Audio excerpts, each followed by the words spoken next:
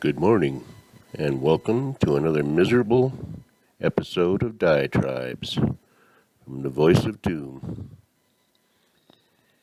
And now here's your meandering maladroit host, Voice of Doom.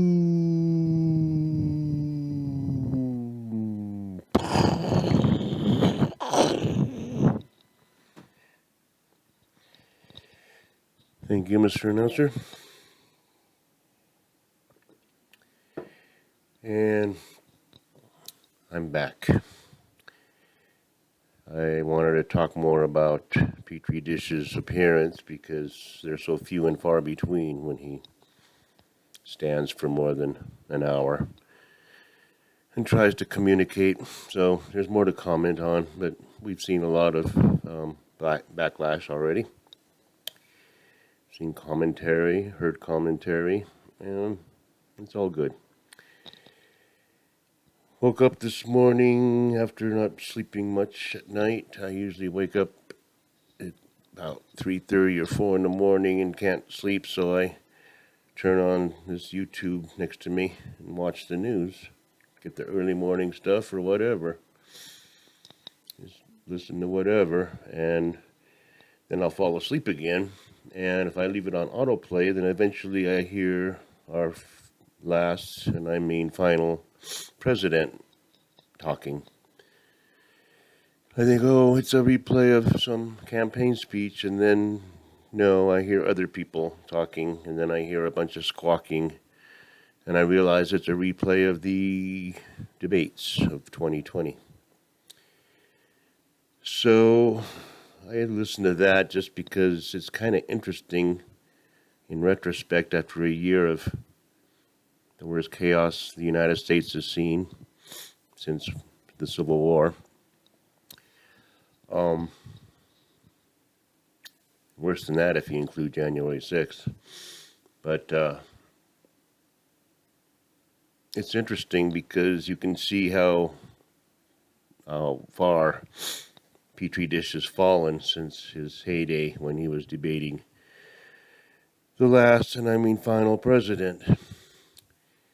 And the final one was belligerent and was obnoxious and annoying. Great president, but annoying. And I could see why, because any human being, which he is kind of a human being, he's not like a politician who's been groomed all their life to be president. He's a human being, and he just acts like a human being. And when people say stuff about you that's not true, you just want to pipe up and say no. Chris Wallace, Mr. President, we agreed that you would not talk. It's like, but he's saying total lies about me, but you can't talk. So I just stand here and take it and say, by not saying anything, I'm agreeing with you. So whole debate thing is stupid. If they're going to do debates, do them differently. Do it on paper or whatever.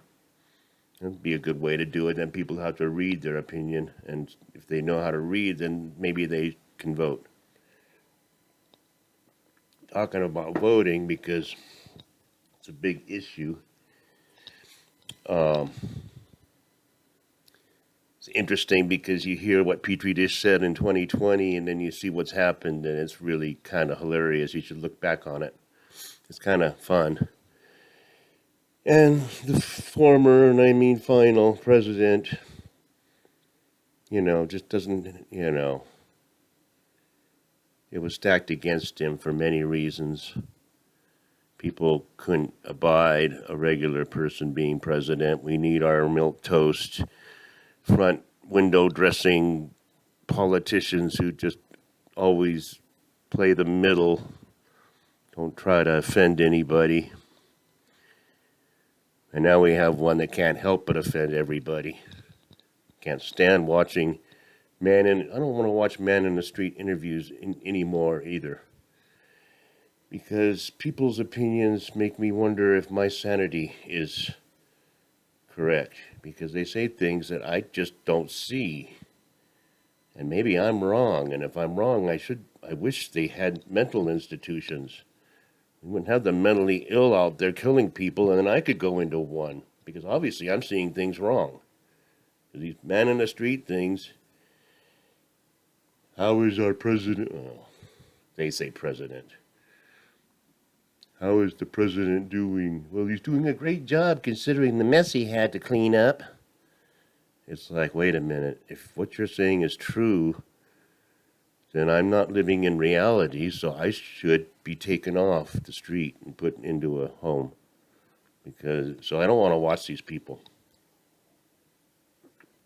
But the next thing they're saying would be, those white businessmen, toads, are stopping people from voting for the right person. They're stopping people because of their race. Oh, brother. Absurd on its face. Totally absurd on its face, because if it was happening, we'd hear about it. They have a phone. Oh, they don't have phones. They're in the dark ages. No, they have phones. Are you saying I can't vote? Yes, I'm saying you can't vote. Well, why can't I vote? Well, I just don't want you to vote. I mean, come on. Get with it. The only cheating that's being done is after the fact and before the fact, and there's just too many ballots, way too many. So I'll get into voting a bit before I get into the misfortune of having to see Petri Dish 2 days in a row. His victory, his historic event today.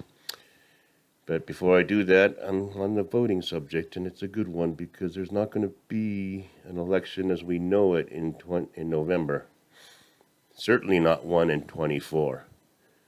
So all these people are still talking about presidential elections and whether he'll run again. There's not going to be anything like that in 3 years. At the rate he's going, we're going to be under martial law, believe me, for a long time, under military control. And it's probably a good thing. That will be happening by 24, but 22 is closer. I can't really say the conflagration will reach our destination quite by then. It'll get worse and worse. But the thing is even the demons, even the D's, can't help but see what's going to happen. And historically, and especially now, and Petri Dish is going to go out and campaign. That's going to be funny. That's another thing we can laugh at over the next 8 months. It's going to be hilarious. Mr. President, I'm sorry, but our schedules conflict, and that campaign rally I'm having doesn't fit with your schedule. And it's like, well, I'm wide open. Could you just do a video? Come on. It's going to be funny. It's going to be hilarious. But still, the Dems are desperate because if they even get an inkling in their head that the GOPs, and they are GOPs, will take revenge for everything, including what they did to the last, and I mean final president, which was injustice. I don't care how many assets he inflated, deliberately trying to defraud the government and the taxes. Come on. Just pay off whatever taxes easy. Oh, I want more money.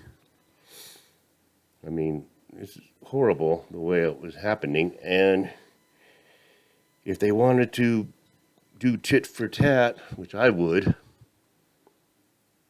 they would just decimate the administrative section of the government. Decimate.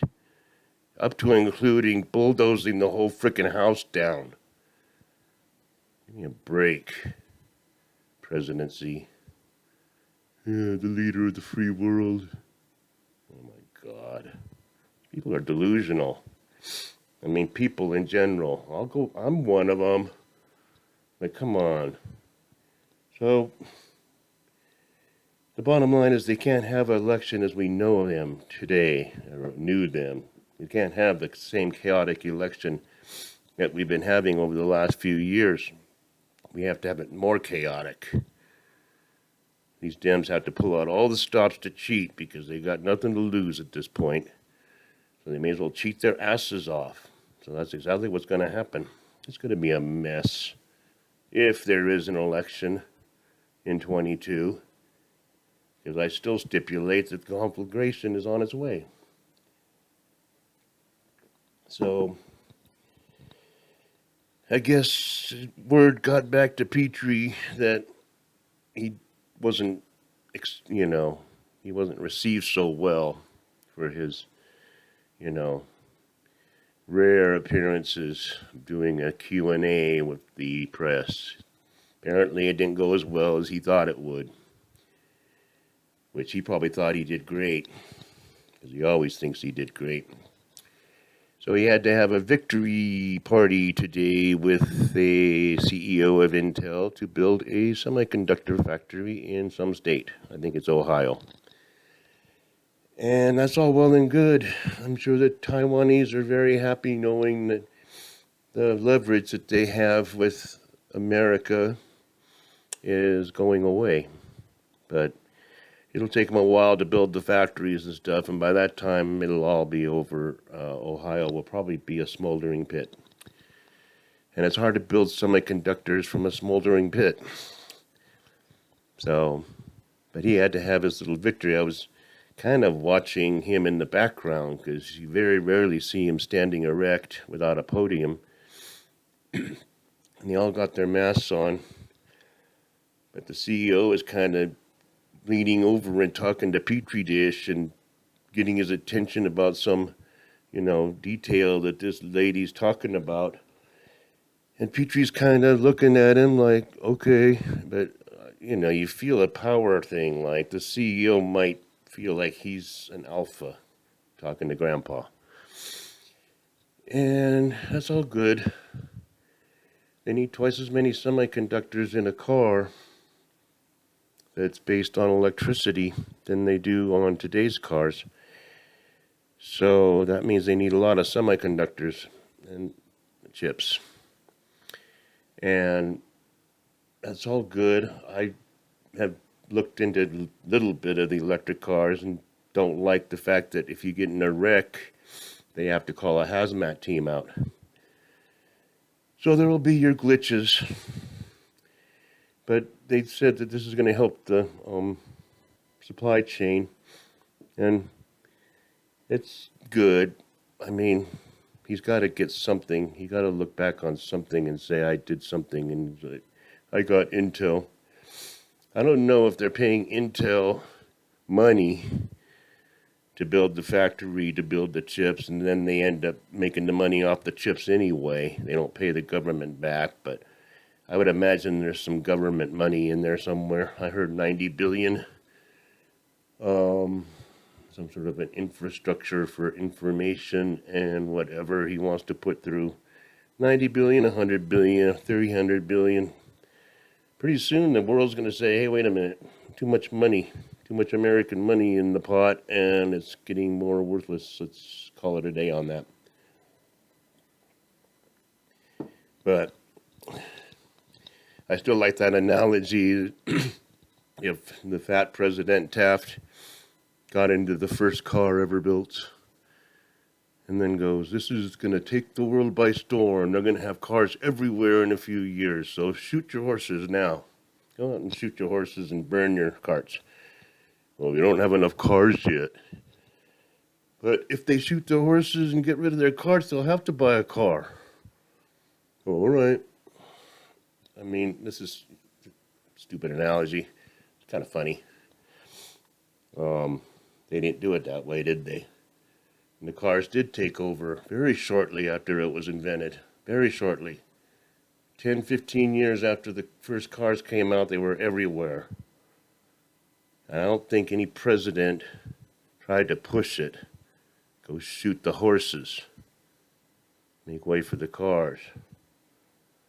So he's an idiot. I didn't even say much about Petrie. It was just an interesting, disjointed, meandering diatribe about voting and the farce of it all. I can get more into it later. I'm going too far. Good morning and have a good one. Bye.